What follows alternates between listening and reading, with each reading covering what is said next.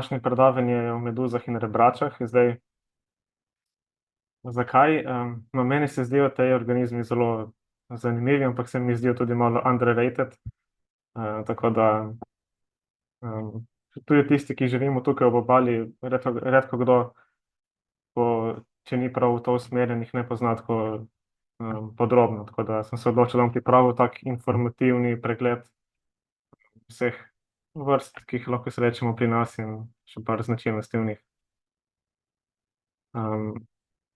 No, kar je zanimivo, no, kar se meni tiče, iz moje osebne izkušnje, to meduze in prav meduze so bile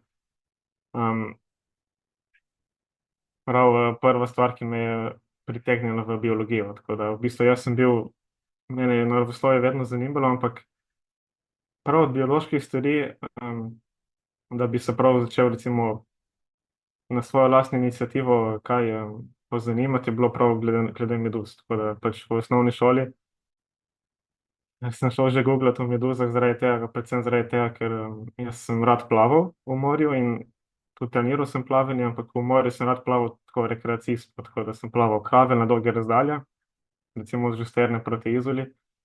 In pač, ko sem plaval krave, sem pač padel v nek trans, pač modro, vse okrog, pljuska. In pač, kadar sem videl takšno veliko spako pred očmi, sem se ful ustrašil, no. In pol sem pač nisem mogel plavati sproščeno in zaradi tega sem pač odločil, da bom šel malo raziskati, kaj so sploh te organizmi in kako lahko izvem, kdaj jih ne bo in kdaj so, tako da lahko pač prilagodim to, kdaj je v redu iti plavati. Ne zaradi tega, ker bi se bal, da bi me ful užgali ali kaj takega, ampak dejansko pač nisem hotel, da me motijo neke spake v morju.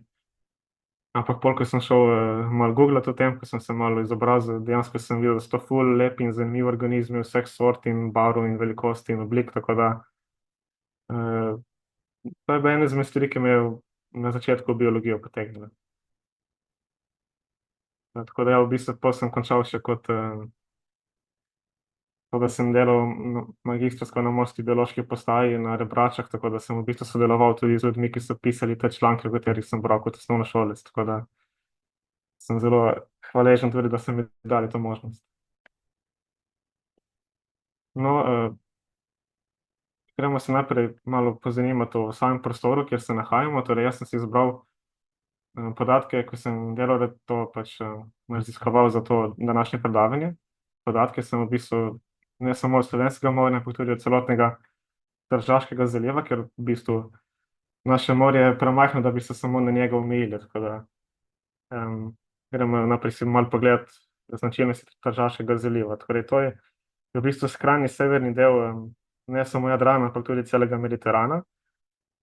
Je obdan s kopnimi iz treh strani, tako da v bistvu je to en del morja, ki sega kar globoko v notranjost celine.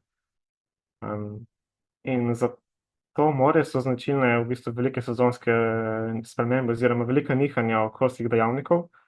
S tem mislim predvsem na temperaturo morja, na slanost, na nutriente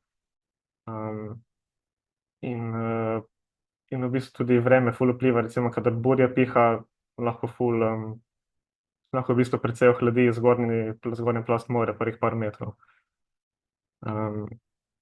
In poleg tega je tudi velik človeški vpliv, torej velik antropogeni vpliv, predvsem s strani pomorskega prometa. Ne smemo pozabiti, da imamo 3 zelo velika mednarodna pristanišča, Koper, Trst in Tržič, ki sprejemajo ladje vseh tipov in vseh velikosti, ki imajo pomorske povezave praktično po celem svetu, tako da je velika možnost tudi vnosa kakšnih tujih organizmov. Potem turizem, sploh v poletnem času in pa veliki posegi v prostor ob obali, ne. Tukaj imamo veliko pomolov, umetnih substratov, spremenjene obale, poglabljene obale in tako naprej. In v zadnjem obdobju v bistvu se govori o tem, da je vedno več cvetenja, ne samo meduz in rebrač, ampak tudi kakšnih alg ali pa dinoflagelatov. Jaz bom v tem predavanju uporabljal izraz bloomi, torej to je angleški izraz za v bistvu cvetenje, kar pomeni, da se nek organizem ali pa skupina organizmov pojavlja v velikem številu. Torej gremo se najprej lotiti prve skupine meduz, to je red Scyphozoa, v bistvu klobučnjaške meduze ali tudi prave meduze. Je skupina organizmov, ki spadajo med ožigalkarje. Ime so dobili po grški besedi Siphos, kar v bistvu je neka vrsta čaše. Gre za zelo staro skupino organizmov, pojavili so se v Kambriju že, torej okrog 500 milijonov let nazaj, plus minus. In od takrat naprej naj se ne bi prav veliko spreminjali. Danes poznanih okrog 200 živečih vrst, verjetno jih je še precej neopisanih, sploh tiste recimo iz oceanskih ali pa ja, bolj globokega morja. Torej, tukaj spadajo res zelo različni organizmi, različnih oblik, velikosti, barv. Pri nas imamo 5 vrst, o katerih bomo zdaj malo bolj podrobno se spoznali. V bistvu klobučnjaške meduze imajo ta svoj življenjski cikel v glavnem iz dveh delov, torej imajo to, kar mi poznamo kot meduzo, ki je v bistvu odrasla oblika, ki je prosto plavajoča, v bistvu njen namen je spolno razmnoževanje. In drugi del tega življenjskega cikla je pa polip, ki je pritrjen na nek substrat na dnu morja, in funkcija pa je nespolno razmnoževanje. Malo več o tem kasneje. V bistvu telo ima sestavljeno to prepoznavanje klobuk, ki je običajno nekje do 40 centimetrov maksimalno v premeru, ampak te res oceanske vrste, ki živijo bolj v hladnih delih oceanov, so tudi lahko metrskih velikosti. Te vrste so v veliki večini plenilci, tako da se prehranjujejo v glavnem z zooplanktonom, torej z živalskim planktonom, s kakšnimi manjšimi planktonskimi reakcijami ali pa ribami. In sicer tako, da v bistvu uporabljajo žigalke, to so posebne celice, ki jih imenujemo nematociste, ki vsebujejo toksine, ki v bistvu se sprožijo na dotik, tako da njihov namen je, da imobilizirajo njihov plen, tako da ga lahko pol absorbirajo in začnejo prebavljati. Njihovo telo je v zelo velikih odstotkih narejeno iz vode, tako da v bistvu ni nekih trdnih delov telesa, po katerih bi se lahko fosili ful ohranili, tako da v bistvu poznamo zelo malo dejanskih fosilnih ostankov. Tukaj vidimo neko splošno shemo oblike telesa odrasle meduze. Zdaj okrog roba, po robu klobuka imajo obroč mišic, ki jih uporabljajo za krčenje in iztegavanje klobuka. V bistvu na tak način se premikajo, pa tudi v bistvu cirkulirajo telesne tekočine v zadihanje. Prebavni sistem v glavnem so pač lovke, ki imajo te nematociste, in potem imamo tukaj še te v bistvu ustne krpe ali ustna ramena, kot jih včasih imenujemo, s katerimi se v bistvu pomagajo svoj plen, ki je zdaj umrtvičen, potisniti v usta in potem v želodec, ker v bistvu usta so obdana še z dodatnimi nematocistami in v bistvu s celicami s predvalnimi encimi, ki potem se nadaljuje še v želodec. Živče je pa mrežasto, včasih so prisotni živčni obroči ali ropali okrog klobuka, v glavnem so živci namenjeni za to, da oživčajo mišice, s katerimi meduza plava. Tako da v bistvu na splošno te meduze oziroma živali tukaj nimajo nekih stereotipnih, tipičnih živalskih lastnosti, se pravi nimajo možganov, nimajo glave, nimajo nog, nimajo oči. Tudi iz tega vidika so mi bile vedno zelo zanimive, ker so take vesoljske. Torej življenjski cikel meduze, se pravi odrasla meduza, o katerih sem zdaj govoril, je lahko moškega ali pa ženskega spola in temu primerno sprošča v vodo ali spermij ali pa jajčeca. In potem v bistvu v veliki večini vrst prihaja do zunanje oploditve, tako da sredi morja pač se pride do oploditve in potem oplojena jajčica se razvijajo v prvostopne ličinke, to je planula. To je najprej prosto plavajoča ličinka, ampak hitro poišče nek trden substrat na morju, se pritrdi in potem se razvije v polip. Spaj tukaj spodaj vidimo polipi so milimetrski ali pa največ centimetrski, ki so zelo majhni organizmi, ki potem se lahko nespolno razmnožujejo, tako da brstijo, tako da recimo proizvajajo klone samih sebe, druge polipe, ali pa proizvedejo potem v procesu, ki ga imenujemo strobilacija, v bistvu majhne ličinke meduz, ki jim pravimo efire, ki so v bistvu zelo podobne odraslim meduzam, ampak niso še spolno zrele.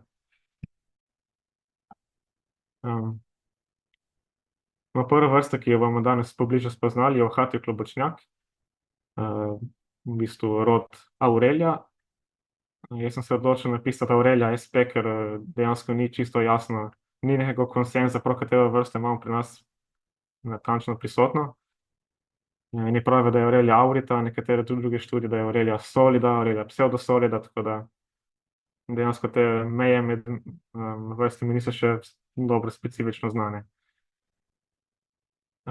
Ohati klobučnjak je okrog 20 centimetrov, navadno v primeru, maksimalno 40, je zelo prepoznaven po teh 4 roza spolnih žlezah. Tukaj nastanejo v bistvu spolne celice, to so te roza frokci, drugače pa žival večinoma prozorna. Ni nevarno za ljudi, ljudje v bistvu tega vžiga načeloma ne čutimo. Ta rod Aurelia je prisoten po vsem svetu, najpogosteje ga srečamo v kakšnih estuarjih, marinah, pristaniščih, ob obali, ker tudi edini znani polipi te vrste pri nas, mislim, da so bili najdeni prav na umetnih substratih. V naravi živijo do nekaj mesecev, lahko pa recimo v akvarijih tudi do nekaj let. Kar je za njih značilno, je to, da lahko tudi obrnejo smer svojega razvoja v določenih pogojih, kadar so pod stresom ali poškodovani. Je bila ena študija, da dejansko lahko revrtajo stvari, da se grejo v rikverc v svojem razvoju nazaj v stopnjo polipa, recimo. V bistvu, kot večina drugih meduz, se hrani z zooplanktonom, včasih lahko tudi pleni kakšne druge, recimo rebrače. Pri nas je najbolj pogosta ta vrsta v glavnem v prvi polovici leta, tako da v bistvu spomladi ali pa zgodaj poleti. Običajno so tej blumi te vrste skoraj vsako leto v tem času, ampak kot rečeno, ne predstavlja nobene nevarnosti za ljudi in tudi ne za ekosistem. Njihovi plenilci so spet podobno, kot velja za vse ostale vrste, so glavni plenilci morske želve ali pa te druge meduze ali pa rebrače. Morski mesec, če slučajno zaluta, je tudi lahko plenilec teh meduz. Naslednja vrsta, morski klobuk, to je naša največja vrsta meduze pri nas, to je po latinsko Rhizostoma pulmo iz družine Rhizostomide. Živi v celotnem Mediteranu, Črnem morju, tudi na severnem Atlantiku. Premer klobuka te vrste je do 40 centimetrov običajno, ampak v Atlantiku so našli tudi do metrskih premerkov.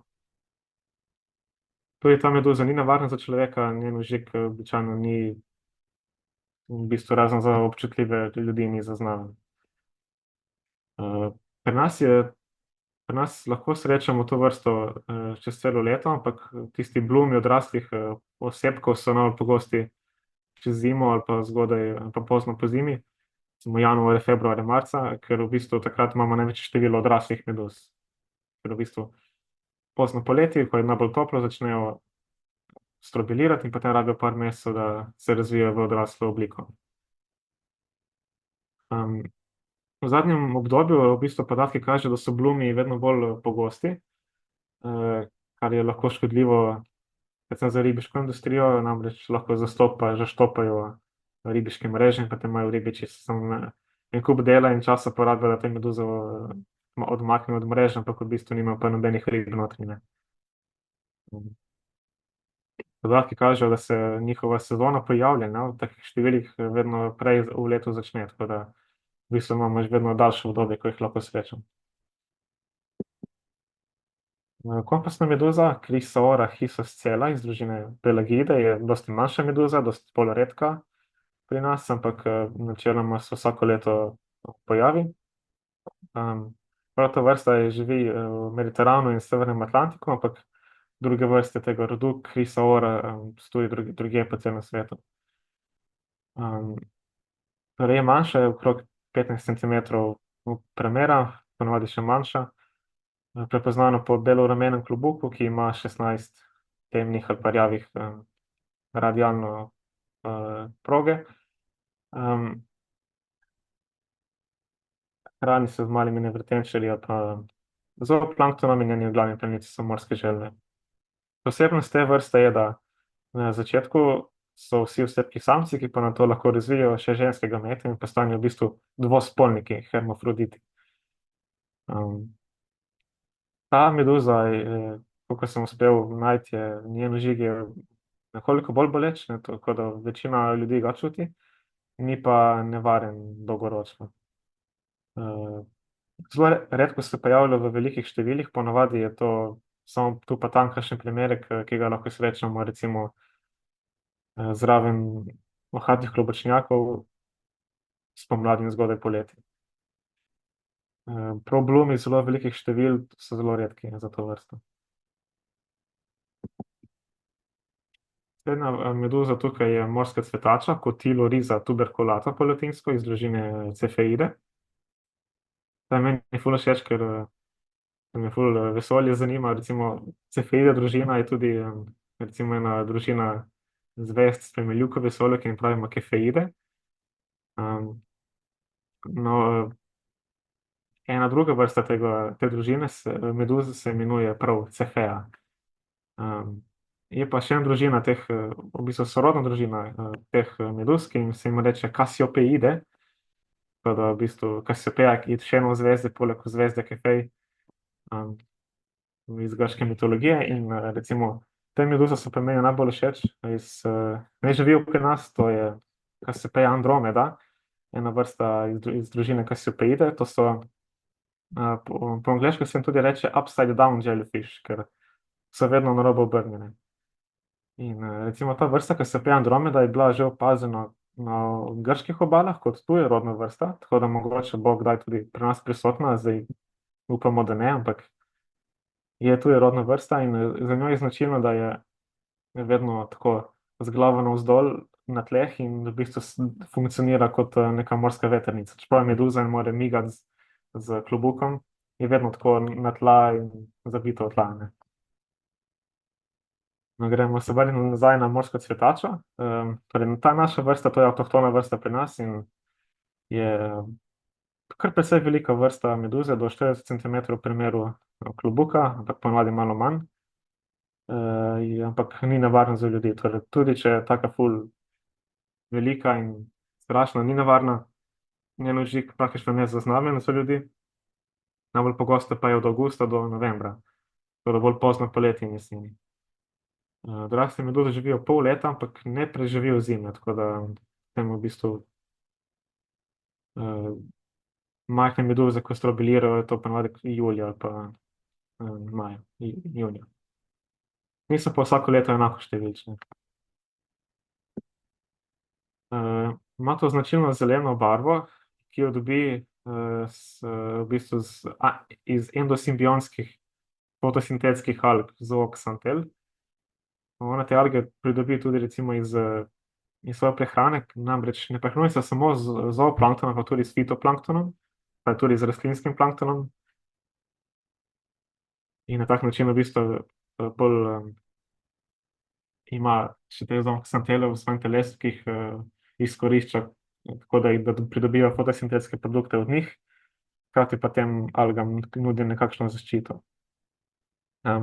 Poleg alg pa zaščito okrog teh meduz pogosto poiščejo tudi manjše ribice, recimo šnjuri,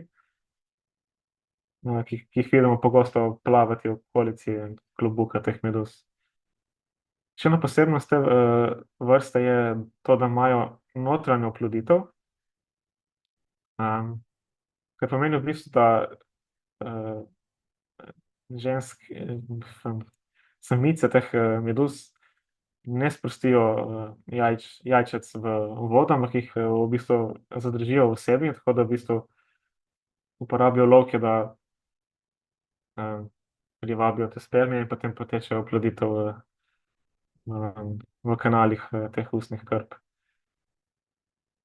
Um, Še ena zanimivost, recimo njeni ekstrakti, bila je ena študija, ki sem jo našel, da ekstrakti morske cvetače imajo pomen v medicini kot potencial za zdravljenje raka, konkretno za zdravljenje raka dojk. Namreč ekstrakti vsebojo določene citotoksične učinke, prav na maligne celice raka na dojkah, ampak ne na tiste okoliške nemaligne celice. Tako da to je nekaj za prihodnost, za raziskati v prihodnost, če je kaj res na tem. Naslednja vrsta je mesečinka, po latinsko Pelagia noctiluca, iz družine Pelagide. To je ena majhna meduza, ki je bolj pogosta po svetu v toplejših morjih. Njena lastnost je, da ima ožigalke ne samo po lokah, ampak tudi po klobuku in ostalih delih telesa, tako da kjerkoli jo taknemo, je lahko za nas nevarno. In to je si fajn zapomniti, kajti njen ožig je kar precej pekoč in lahko pusti simptome, ki so prisotni še nekaj tednov po stiku, ampak to spet razen za ful občutljive ljudi ni življenjsko nevarno. Te meduze so dokaj slabi plavalci, ki so še bolj odvisni od morskih tokov in vetra za svoje premikanje. Zdaj, na splošno za meduze velja, da so odvisni od vetra in morskih tokov. Lahko se premikajo na kratke razdalje samostojno, ampak na dolge razdalje v glavnem so odvisni od morskih tokov, tako da jih v bistvu štejemo kot zooplankton na splošno. Ta mesečinka v bistvu je majhna meduza, ki je nekaj centimetrov v premeru, in je holoplanktonska, tako da nima polipne faze. Se pravi, ličinka se direkt razvije potem v odraslo ličinko brez pritrjene faze polipa. Živi do 9 mesecev, prehranjuje se tako z zooplanktonom kot fitoplanktonom.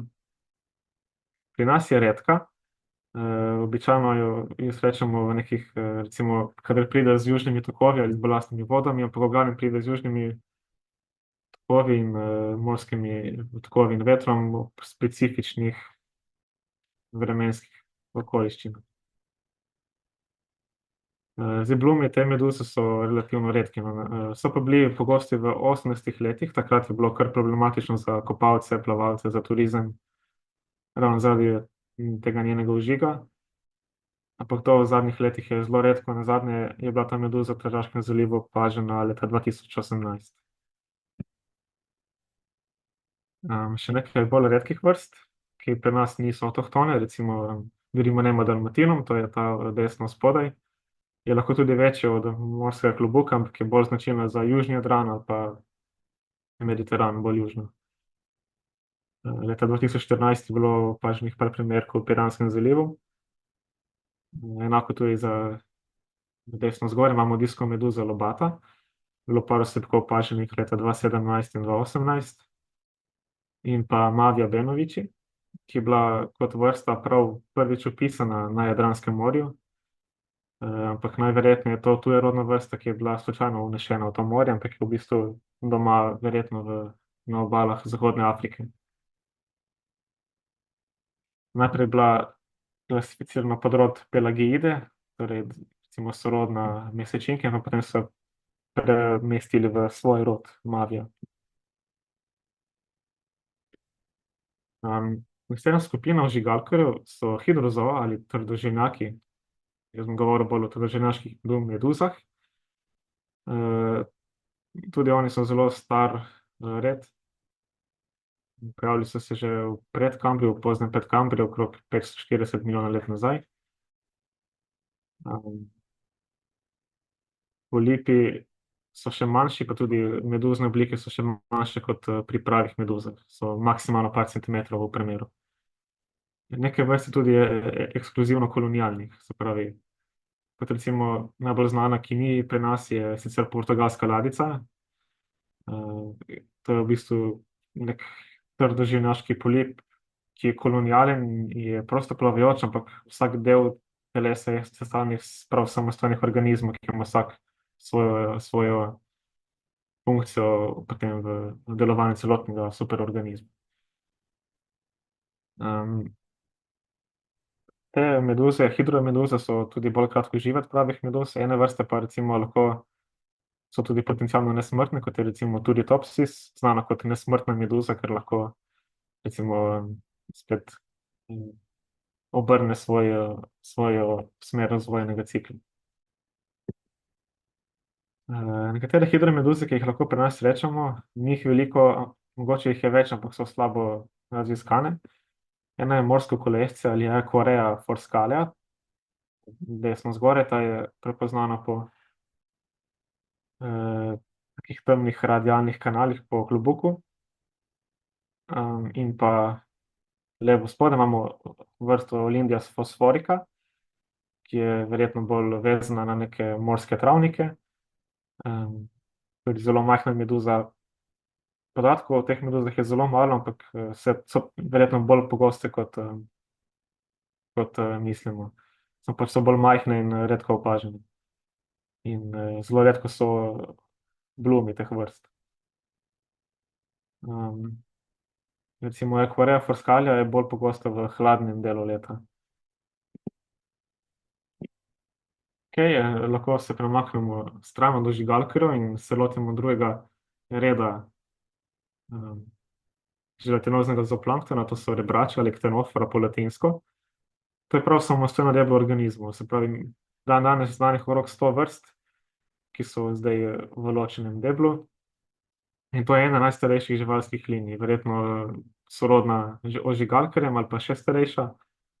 Eni pravijo, da so se razvili, da so se odcepili od skupnega prednika vseh ostalih živali, v bistvu takoj po spužvah. Definitivno več kot 500-600 milijonov let v preteklosti.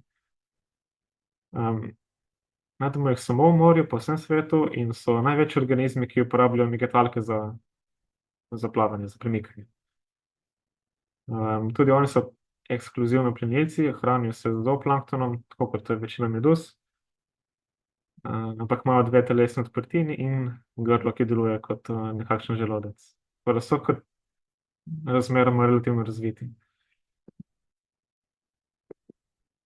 Tako kot meduze imajo mrežasto živčevje, ampak večina vrst je hermafroditov, tako da imajo tako moški kot ženske spolne celice in se lahko samo oplodijo.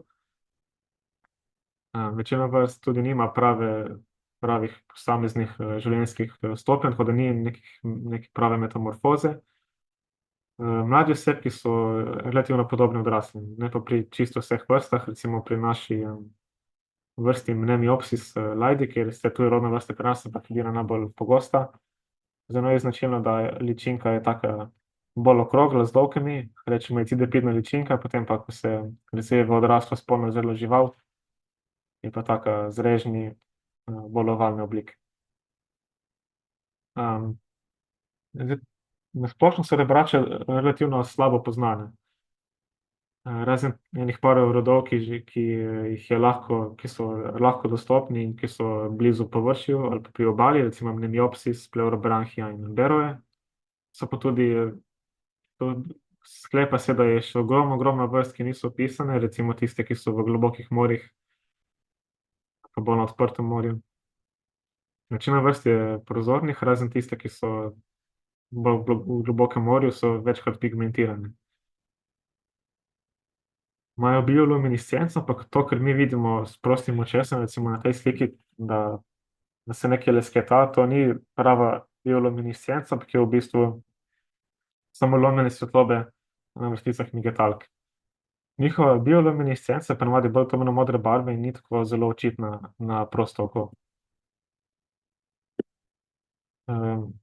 Najbolj pogoste rebrače pri nas dandanes je morski oreh oziroma Mnemiopsis lajdi iz rodu lobata, torej iz rodu režnjatih rebrač. Avtohtona je na zahodnih obalah Atlantika, tako da v bistvu na Severni in Južni Ameriki in Karibih. Je pa taka, ki je zelo ima tak širok široko toleranco na temperature in na slavnosti in na druge okoljske parametre, tako da um, je vrsta, ki jo zelo enostavno naselimo drugje po vsem svetu. Um, Hrani se z zooplanktonom, nekaterimi majhnimi rakci, ribjimi jajčici, v glavnem z zooplanktonom. Njeni glavni plenilci pa so morske želve in nekatere rebrače iz rodu Beroe. Nemiopsis se razmnožuje tako, da jajca sprosti v vodo čez noč, lahko to je do nekaj tisoč. In njihov razvoj poteka zelo hitro, v nekaj urah do maksimalno 2 dni. In iz teh oplojenih jajčec se razvije najprej cidopidna ličinka, ki ima najprej loke, potem pa te loke reabsorbira nazaj in nekoliko spremeni obliko in dobimo v bistvu odraslo, ki je bolj ovalne oblike, ima 2 opazna režnja in plava s temi vrsticami migetalk. Tudi za Mnemiopsis je značilno, da lahko obrne svoj razvojni cikel, spravi, da gre nazaj v cidopidno fazo iz odrasle faze. Ampak tako, to samo v izjemnih okoliščinah, recimo, kadar je stradana ali pa kadar je poškodovana ali pa pod stresom. To so še relativno nove raziskave iz letošnjega leta, tako da je še nekaj dela na tem. Eno študijo sem našel na internetu. Mnemiopsis kot rebrača je najbolj poznana po svoji invazivnosti oziroma po svojem tujerodnem pojavljanju v Evropi. Najprej so jo opazili v Črnem morju leta, mislim, da v 80. letih, kjer je bila vnešena z ladijskimi balastnimi vodami iz Mehiškega zaliva.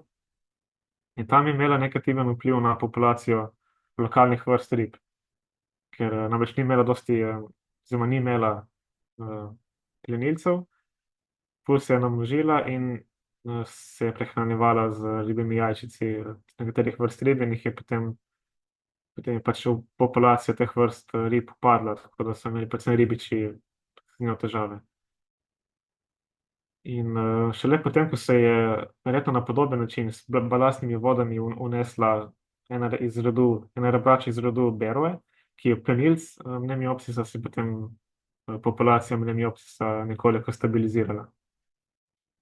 Je pa sedaj ta vrsta pač v roku teh let se je razširila praktično po celotnem Mediteranu, po Baltiku in v Severnem morju, kar zdaj po celi Evropi lahko srečamo, ob obalah. Nima pa povsod tako škodljivega vpliva na okolje, kot ga je imela v Črnem morju.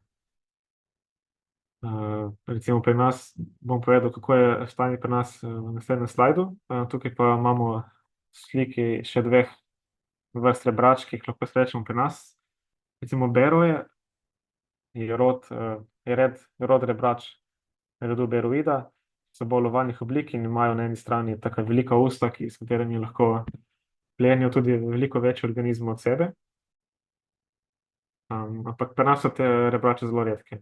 Sploh glede na številčnost Mnemiopsisa, noben druga rebrača ne pride blizu, so v bistvu zelo taka sporadična opažanja, zelo redko. Druga vrsta je Leucothea multicornis oziroma bradavičasta rebrača in je zelo podobna Mnemiopsisu, s tem, da ima 2 glavna režnja, ampak ima po telesu še take bradavice oziroma papile. To je z morskim orehom oziroma z Mnemiopsisom pri nas. Najprej je bilo opaženo leta 2005 v Tržaškem zalivu, potem pa je ni bilo več opaziti. Šele od 2016 naprej se pojavlja redno vsako leto v velikem številu, tako da lahko govorimo o tem, da ima stabilno populacijo vzpostavljeno. Zakaj je ni bilo 11 let? Verjetno zaradi tega, ker je bila najprej vnešena, verjetno je bila vnešena v obeh primerih večkrat z balastnimi vodami recimo iz Črnega morja pa drugih delov Mediterana. Ampak očitno je bila leta 2016 vnešena z dovolj velikim številom primerkov ali pa z takimi primerki, ki so bili odrasli in polnozreli in so se lahko razmnoževali, pa so nekako zasedli neko prosto ekološko nišo v okolju. Največji številčnosti te vrste rebrača so pri nas od avgusta do novembra, tako da v bistvu poznega poletja tekom jeseni in te blumi so zelo številčne zadnje leto. Ampak zaenkrat lokalno je ta vrsta nima dokazane invazivnosti, spravi nima dokazanega škodljivega vpliva na ekonomijo ali pa na ekologijo v tem okolju. Um, Se pa špekulira, da bi lahko imelo vpliv na mikrobno zanko, recimo na rast bakterijskih populacij, kajti to so pač tujerodni organizmi, ki imajo dokaj velik odstotek dušika v telesu, tako da ko v bistvu te blumi rebrač potonijo na dno morja, v bistvu postanejo hrana in substrat za mikroorganizme. Nekateri mikroorganizmi najbolj izkoriščajo visok delež dušika, to so bakterije. Tako da prav vse specifične vrste bakterij to ful rade izkoristijo, tako da se v tem času ful namnožijo. In to lahko malo vrže iz tira, vrže iz ravnotežja populacije mikroorganizmov v morju.